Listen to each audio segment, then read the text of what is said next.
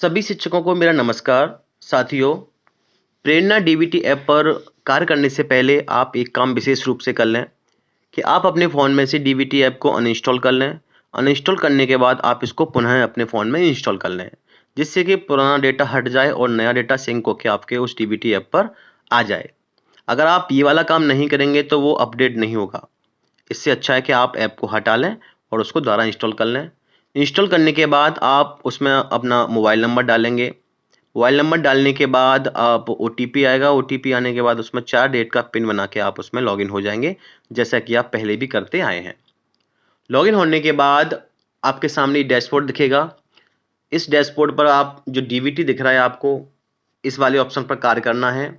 यानी आपके विद्यालय में जितने भी छात्र छात्राएं पढ़ते हैं उनको वेरीफाई करना है, या जो नहीं पढ़ते हैं, नाम कटा के किसी और विद्यालय में चले गए हैं, उनको डिलीट करना है। तो देखिए यहाँ पर जो डीबीटी का ऑप्शन दिख रहा है, आप इस ऑप्शन पर क्लिक करोगे। तो देखिए मैं क्लिक करता हूं।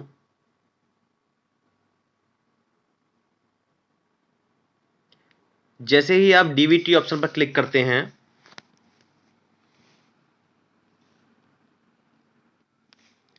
जैसे ही आप डीबीटी ऑप्शन पर क्लिक करते हैं तो आपके सामने ये वाला पेज खुलकर आता है।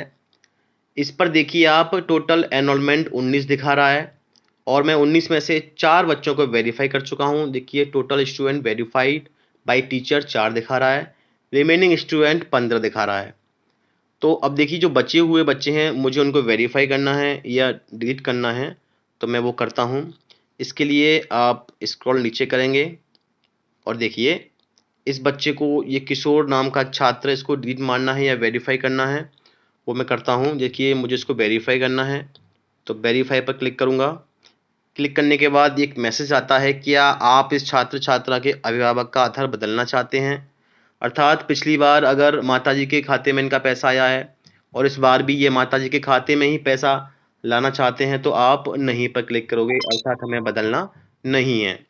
अगर इस बार हम माताजी के खाते में पैसा भेजने के बजाय पिताजी के खाते में पैसा भेजना चाह रहे हैं, या ये बच्चे के माता पिता चाह रहे हैं, तो हम इनके अभिभावक का आधार बदल देंगे और उन्हीं के खाते में इनका पैसा आ जाएगा, जो भी उस आधार कार्ड से लिंक होगा। तो हाँ पर क्लिक कर देंगे। बदलना है तो हाँ पर क्लिक करेंगे, नहीं बदलना है तो नहीं पर क्लिक करेंगे। मुझे नहीं बदलना है तो मैं नहीं पर क्लिक करूंगा और ये बच्चा वेरीफाई हो जाएगा।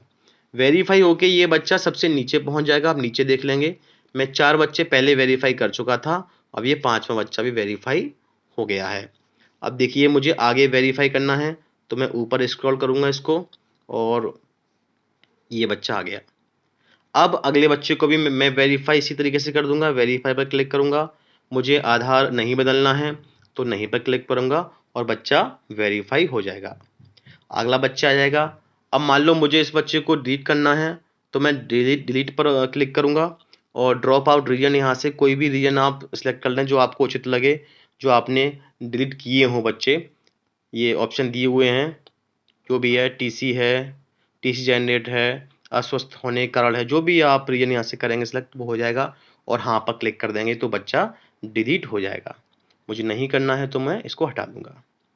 अब देखिए मुझे इसको भी वेरीफाई करना है, तो वेरीफाई पर क्लिक करूंगा और आधार नहीं बदलना है तो नहीं पर क्लिक करूंगा और ये वेरीफाई हो गया। आप इसी तरीके से अपने विद्यालय के सभी बच्चों को वेरीफाई कर लें या डिलीट कर दें। ये वाला काम करने के बाद ही आप डीबीटी पर काम कर पाओगे और सभी बच्चों का विवरण भरना है वो इसके बाद ही काम हो पाएगा। नए बच्चों का रजिस्ट्रेशन भी वेरीफाई और डिलीट करने के बाद ही हो पाएगा। तो साथियों, ये वाला काम आप जल्दी से जल्दी कर लें। धन्यवाद।